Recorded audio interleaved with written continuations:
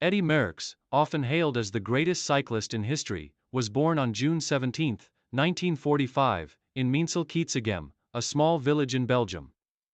Growing up in a working-class family, Merckx was introduced to the world of cycling at a young age. His father, a keen amateur cyclist, played a significant role in fostering his son's interest in the sport. From an early age, Eddy showed a natural aptitude for cycling, combining raw talent with a deep love for competition. Merckx began cycling at the age of 13, quickly rising through the ranks of local youth races. By the time he was 17, his talent was evident to all, and he began to make a name for himself in Belgian cycling. His amateur career was marked by numerous victories, including winning the Belgian National Road Race Championship for juniors in 1964. Merckx's early success indicated that he had the potential to become one of cycling's all-time greats. In 1965, Merckx turned professional with the Mercier team. He immediately began to make waves, earning a reputation for his aggression, his relentless pursuit of victory, and his unwavering commitment to the sport. His first major win came in 1967 when he claimed his first Paris-Roubaix victory, an early indication of his ability to dominate the most prestigious races. Career peak and dominance in the cycling world.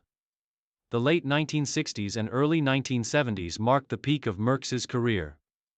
During this period, he would go on to achieve a level of dominance that had rarely been seen in the history of professional cycling.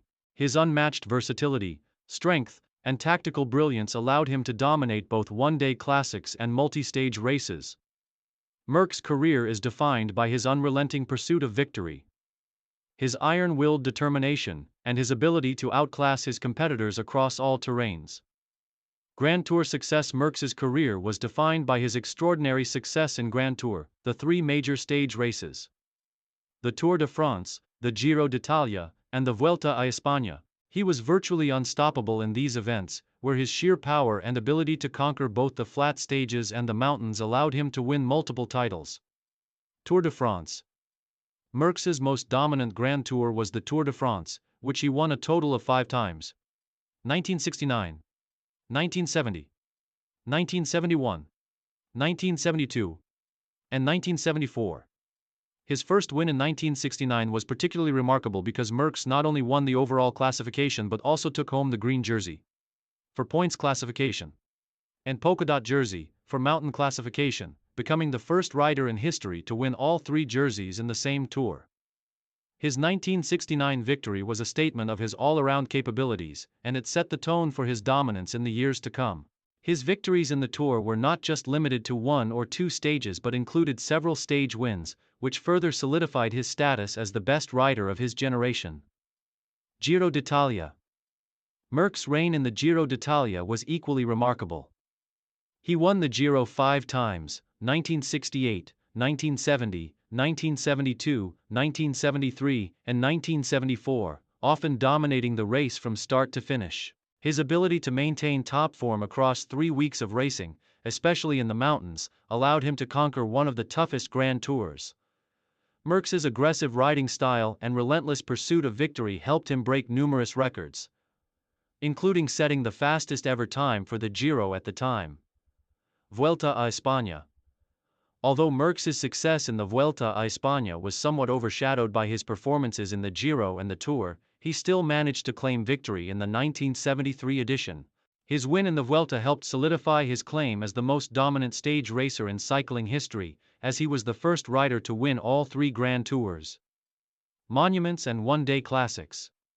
While Merckx's Grand Tour success is legendary, it was his achievements in the monuments, the 5 most prestigious one-day races in cycling, that truly cemented his status as one of the sport's all-time greats. He claimed victory in each of the 5 monuments, with a total of 19 monument victories in his career, including multiple wins in races like Paris-Roubaix, Tour of Flanders, Milan-San Remo, and Liège-Bastogne-Liège. Paris-Roubaix.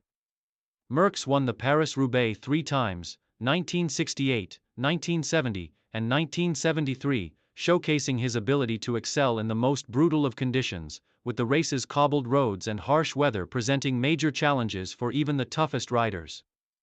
Tour of Flanders. He also triumphed in the Tour of Flanders twice, 1969 and 1975, a race known for its steep climbs and technical nature. Merckx's ability to tackle the hills of Flanders and then finish with a sprint made him a dominant force in this Belgian classic. Milan-San Remo. In Milan-San Remo, Merckx won 7 times, his victories spanning the years 1966 through 1976.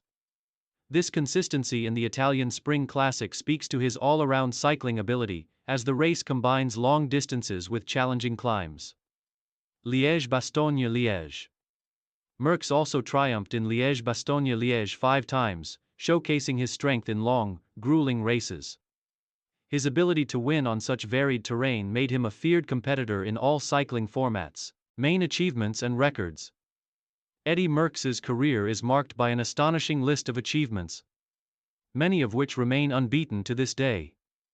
His versatility across all types of races, including stage races, one-day classics, and time trials, set him apart from other riders. 5 Tour de France wins, 1969, 1970, 1971, 1972, 1974.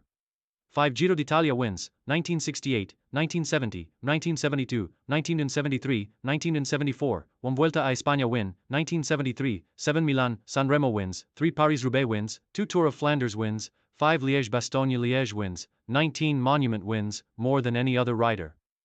Merckx also holds the record for the most Grand Tour stage wins, having claimed 64 stage victories across the Tour de France, Giro d'Italia, and Vuelta a España. In addition, his performance in World Championships was significant, winning the World Road Race Championships 3 times, 1967, 1971, and 1974. Final years and retirement. Despite the early successes, Merckx's later years were impacted by the rise of newer competitors and increasing injuries. By the mid-1970s, younger riders like Bernard Hinault and Gérard Vandenberghe were beginning to make their mark, and Merckx's reign over the sport began to wane. In 1977, Merckx suffered a serious knee injury, forcing him to retire from the Tour de France and scale back his racing schedule. In 1978, at the age of 33, Merckx retired from competitive cycling. Even in his final years, he maintained an impressive record, winning races like the Tour of Lombardy and the Tour of Belgium. But he never returned to his previous dominance in the Grand Tours. He briefly came out of retirement for some exhibition events in the 1980s but never returned to professional racing. Legacy and influence. Eddy Merckx's impact on the world of cycling is unparalleled. His incredible versatility, relentless drive, and unmatched achievements in both Grand Tours and one-day classics have solidified his reputation as the greatest cyclist of all time. Merckx's career transformed the sport, and his success became a benchmark against which all future cyclists were measured. His influence extended beyond the racing world. Merckx became an ambassador for cycling, both through his philanthropic work and his efforts to promote the sport worldwide. His post-retirement business ventures, including the Eddy Merckx Cycles brand, kept him connected to the sport and cemented his legacy in the cycling industry. Eddy Merckx's career not only shaped the history of cycling but also became a symbol of athletic excellence and determination. His legacy endures in the history books and in the hearts of cycling fans around the world.